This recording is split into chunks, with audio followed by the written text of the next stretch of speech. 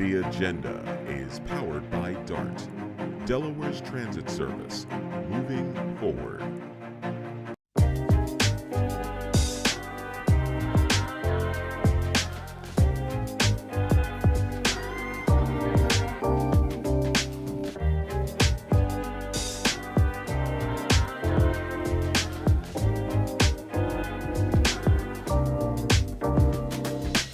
Hello and welcome back to The Agenda. I'm your host, Kerwin right here on DETV. This season has been outstanding. The guests have been great and your comments have been even better. Not only is it an election season, there's still stuff going on in DC and Dover, and it's a lot, and DETV has been there for most of it. Pretty good for this season. We're keeping the action going, so to speak, this season, and we have a no stranger to the agenda. Our own senator, Mr. Chris Coons. Welcome back to the show. Thanks, Kerwin. Always great to be on with you. I appreciate a chance to be on the agenda. Hey, you were one of our first guests, and you're still here and willing to come back. You can't get rid of me. Can't get rid of them. Anytime the guests come back, it's a plus here on the agenda. Thank you so much for joining. It has been a very busy summer. Mm-hmm. I'm sitting in my hotel room with my sons on a basketball tournament waiting for the next game, watching TV, and I see a presidential candidate get shot at. Yeah.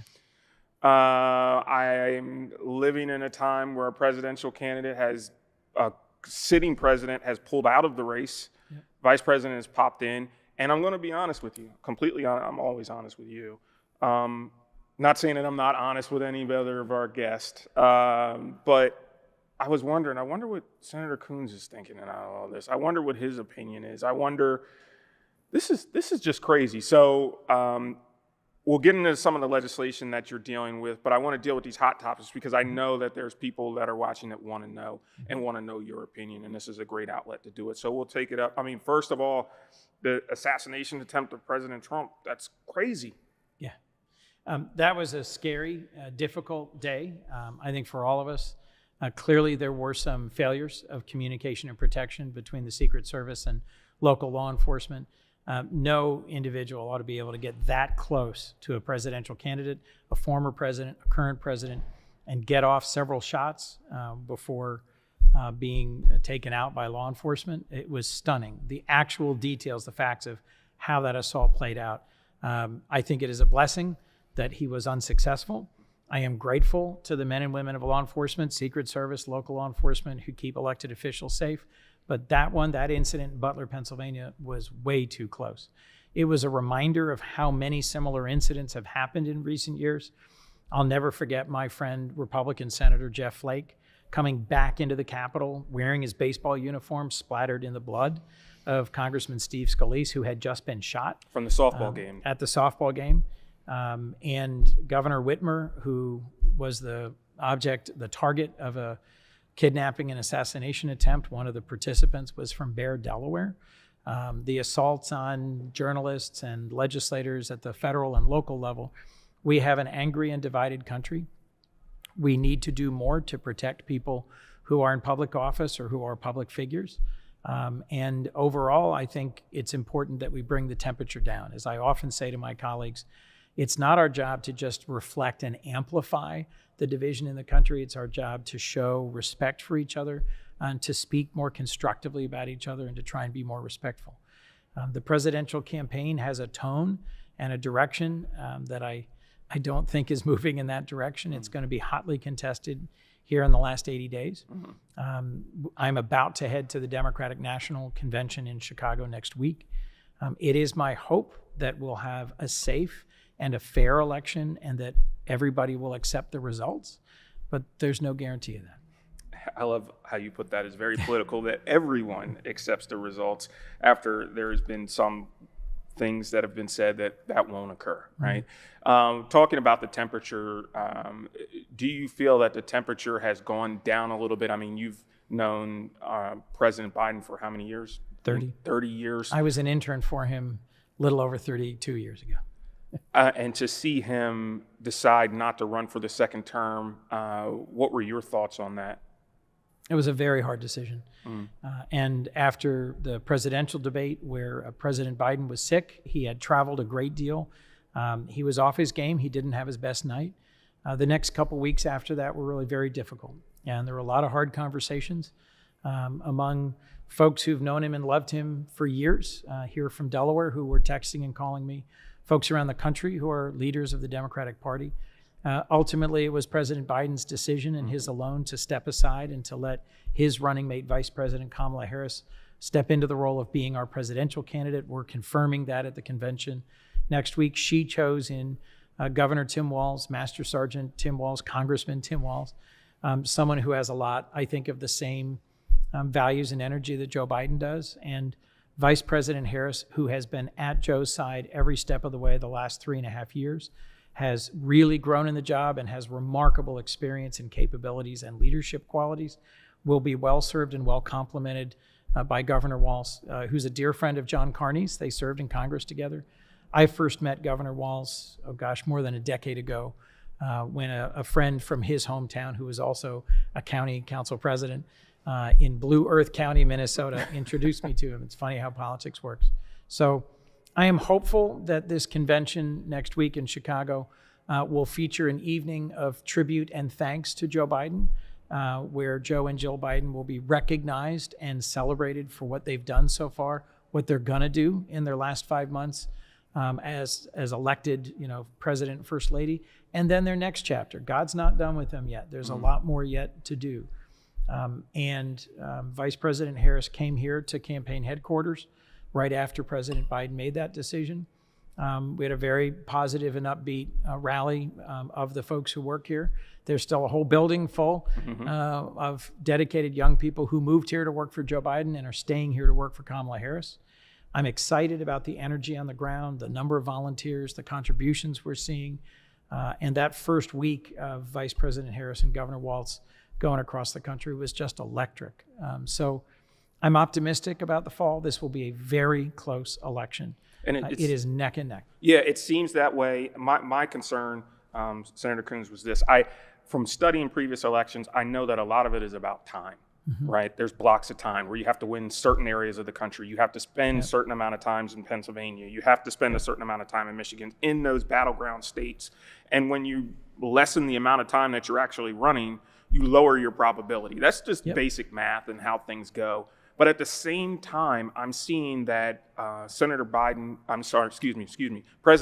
was behind in the polls and is now, Kamala Harris has made up a lot of that, and it's neck and neck. So there goes a theory about time, right? I mean, she's been able to make up for this. But at the same time, I'm noticing the news stream has calmed down.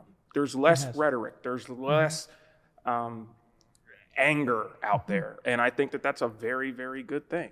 Both candidates are trying to focus on what matters most to average working folk, which is the cost of living. Donald Trump tried to do a press conference focusing on cost of living, and he didn't sustain his focus very long. He went off on a lot of other issues. Vice President Harris is doing a rally today in North Carolina where she's speaking about a whole series of concrete proposals to provide a middle-class tax cut, incentives for first-time homebuyers, for first-time parents, the child tax credit, reduction in the cost burden of groceries by combating price gouging by large chain grocers or folks who are investing in real estate at scale. She's got a whole series of ideas she's putting out on the table today, and that's what a presidential election ought to be about. Yes, the personalities matter, but this isn't entertainment. It's not reality TV. It is a vote for the future of our country, and there's real consequences.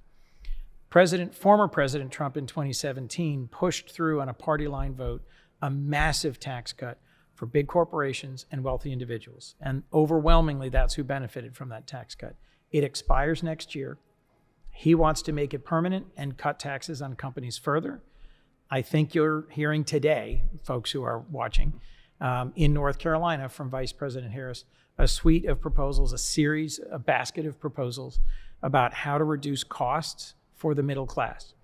The single biggest thing that the Biden-Harris administration's gotten done in this area, they just announced, I think it was yesterday in PG County, which was a reduction in the cost of prescription drug prices, a cap on out-of-pocket costs of $2,000 a year, a cap on insulin of $35 a month, and a reduction of billions of dollars in the 10 most expensive pharmaceuticals.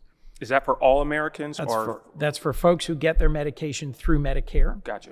I believe. The $35 a month cap on insulin, the major manufacturers of insulin have joined with the administration to make that available to all Americans. Okay. And I support innovation in the pharmaceutical industry. I think we benefit from being the country where there's the most advanced medication and some of the most effective healthcare in the world. But we pay way too much out of pocket at the pharmacy counter. There's other reforms that should be made in terms of how things are priced, how insurance works, how transparent the healthcare industry is. But I think this is a concrete win for folks who are currently on prescription medication. I don't know about you, I'm on two. Most folks won't, once we get to our age, we're taking high blood pressure, cholesterol. There's no way you're going to walk past that medicine cabinet and not have something in it. Yeah, and for the price we pay, we should be getting more affordable, higher quality, more equitable healthcare in the United States. When we're talking about price, I have to bring up the economy. It's coming to a point now. Okay, there has been a really rough time in Wall Street a couple weeks ago, two weeks ago, and there is a conversation about possibly reducing the interest rate in the next meeting in September. Right. But I understand that there is a strong separation between the Treasury and the Senate, but something has to change here, Senator Coons. So a couple points. I'll remind you that when Joe Biden was sworn in January 2021, we were in the middle of three crises. A badly mishandled pandemic that ultimately took 1 million American lives, a collapsing domestic economy where we had businesses shutting down and closing because of that pandemic, and then a crisis of democracy because the former president didn't accept the election results and spun up a crowd and sent them to assault the Capitol and try and stop the transfer of power. It was just 2 weeks after that, Joe Biden gets sworn in. He gives this soaring, optimistic speech.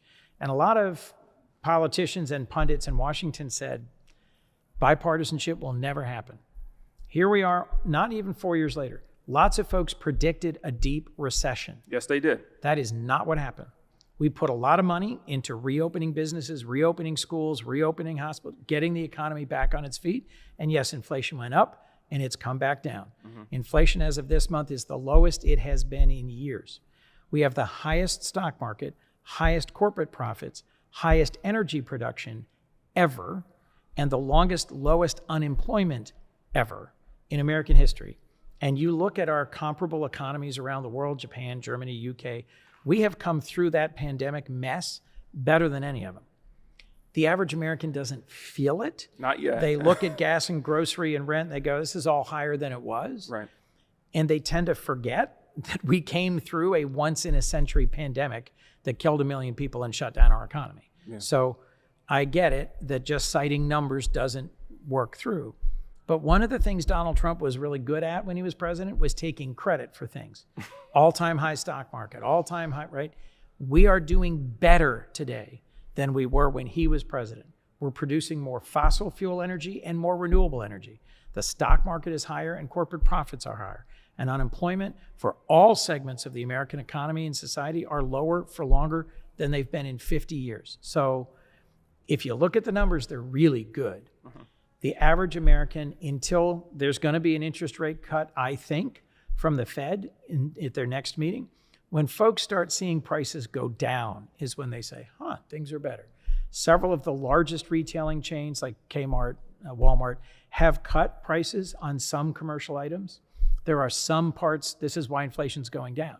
There are some things that are going down. Housing is not. There are concrete proposals on the table from Vice President Harris and Governor Walz for how to reduce housing prices and improve housing production. I encourage folks to pay attention to that. Who's got a serious proposal on the table to deal with costs in your family's life?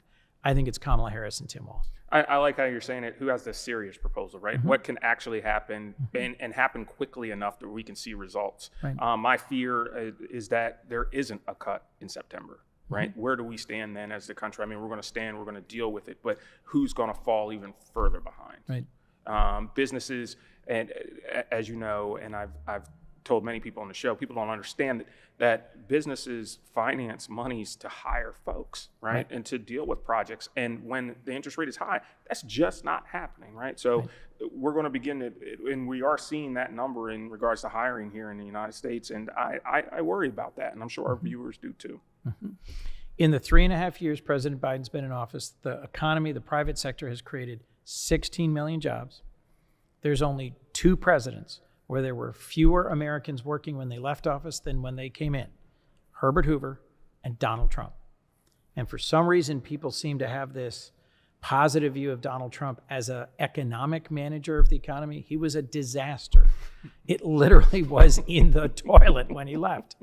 And somehow he's got people believing he is a good reality TV star. I will give you that. I watched The Apprentice, and he looked like a brilliant businessman on The Apprentice with a written script. What do we know about his actual business record? He ran 2 casinos. You ever been to a casino? You always leave with less money than you go in. The house it's not always designed for you to wins. win. It's not and designed for you he went to win. bankrupt twice running a casino. If you look at Trump Steaks, Trump Water, Trump Air, The book. the man is not a good businessman. Before we run out of time, and every time you're here, time flies by, let's deal with the deep fake legislation that you have going on. The News Journal did a little bit, but it didn't do justice, and I want to have an opportunity for you to tell us a little bit about it. Artificial intelligence is transforming lots of different parts of society, entertainment in particular, and it has an impact on elections. We've already seen or heard a deep fake audio recording of Joe Biden calling voters in New Hampshire saying, don't come out and vote today. The primary isn't really today. It wasn't him. It was a computer program that took chunks of his voice and then generated something he never said. I've worked hard with 2 Republican senators, Marsha Blackburn of Tennessee and Tom Tillis of North Carolina, and Amy Klobuchar, a Democrat from Minnesota. The 4 of us are all on the Judiciary Committee. And we've introduced a bill called the No Fakes Act. And it creates a new private right of action, a chance to go and sue in court for you, for anyone, in particular for people who make their living as actors, singers, songwriters, performers. But any American can go and get an injunction against a platform that is monetizing and distributing a fake, something that you didn't say, a song you didn't sing, a movie you didn't act in, an ad you didn't sign off on. This isn't just hypothetical. We've seen cases of pornographic deep fakes where someone like Taylor Swift, gets their face on an inappropriate video. Ads where Tom Hanks is doing an ad for insurance that he was never in. Artificial intelligence now makes this possible. It took months of negotiating to get the studios and the unions, the actors, the singers, the songwriters to all endorse it. And it applies to all people. Anyone can use this to go into court and to get an injunction and to block the misuse of their image. I can't, well, 2 parts to that. One, I would assume that Hollywood would have been flooding trying to get this done. You know what I mean? So the unions that represent the actors, absolutely. Okay. The studios, we had to negotiate. There are First Amendment exceptions. Okay. And there have to be. You have to be able to do a satire or a historical film or a biopic because the First Amendment trumps anything that we legislate. That makes sense. There was also a lot of concern from the platforms. Google, Meta, Twitter, X, others. They didn't want to be liable. Of course not. Of course not. And they didn't want to have to go into court or answer takedown notices. Right. So we've worked to a place where there is no strong opposition to the bill. And in fact, in many cases, strong support for the bill. We've had hearings, meetings, discussions, and ultimately, after lots of hard work by my team and these other senators' offices, crafted a bipartisan compromise that we've had a hearing on and has been introduced. And I know from working in cybersecurity for so long now that it's just not something that's dealing in Hollywood. This is stuff that's happening all over every day. Every time you pick up a phone now, your mobile phone goes off and nobody answers and you say, hello, hello, hello. They're capturing your voice. They're capturing your voice. They're capturing One your voice. out of 4 Americans has been the target or subject of a deep fake already. A phone call from your kid saying, Dad, I'm in San Francisco. I just got robbed. Can you wire money to? Can you Venmo to?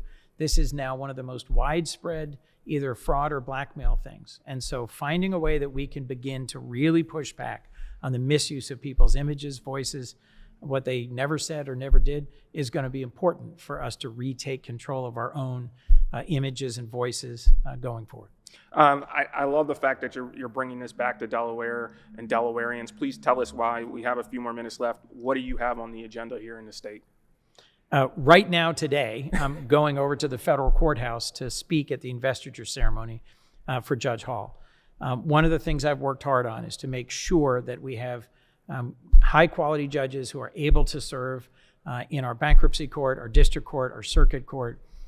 One of the things President Biden has done, and we in the Senate have partnered with him on, he has nominated and we have confirmed 215 federal judges. I love it. And Judge Hall, who's about to get sworn in, has a PhD in molecular biochemistry and biophysics, went to Penn for law school, did intellectual property work, and then worked at the U.S. Attorney's Office here in Wilmington.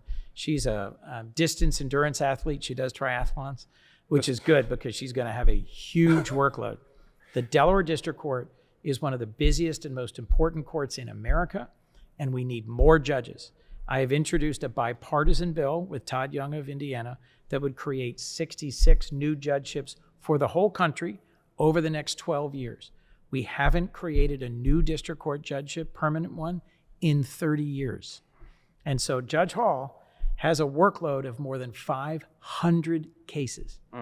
That's just unsustainable. We need to bring 2 more judgeships to Delaware, and that's what that bill will do when it passes. What can we do, and I know I kind of off the cuff here, what can we do to promote more judges and start at an earlier stage, college or what have you, to really begin to develop a track for young folks that want to get into law and make them go through this process? We have an amazing moot court program here in Delaware where high school students get to literally argue a legal case. And some of the finalists, some of the winners in the national moot court competition have come out of Delaware.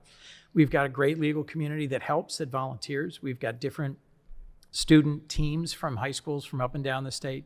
That is one piece of it. Another is just encouraging young people to volunteer.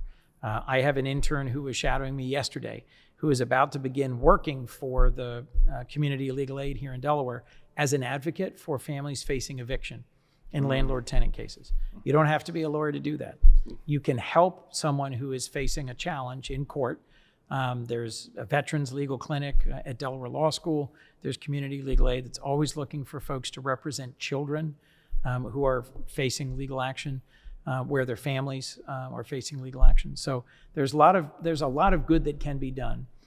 We have the gold standard for our legal system here in the United States, and you're right, we need to encourage and recruit more young people to make sure that it is a diverse, representative, and high-quality legal system here in the United States. All I hear time and time again, especially around Delaware, hey, we're in a legal building basically now that we're sitting in, but just there's not enough judges. There's plenty of lawyers, but just not enough judges. So I think that I get worried about that as we move forward. So the bill that I'm trying to move, it has passed the Judiciary Committee unanimously.